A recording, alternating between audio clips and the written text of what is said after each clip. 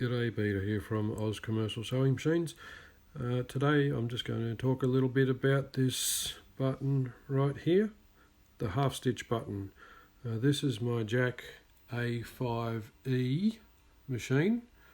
There are quite a few others that have this button, but I'm just going to go through what it does. Basically what it does is there is your stitch length right there, okay? So that 3 is your length. This is how you adjust it. Now, what this half stitch button does is gives you half of your desired stitch length.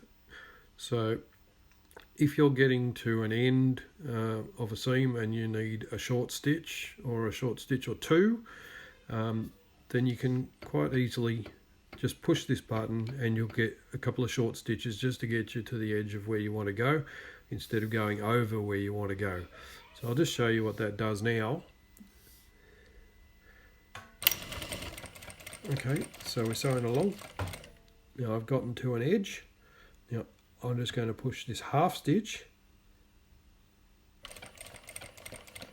and let it go again.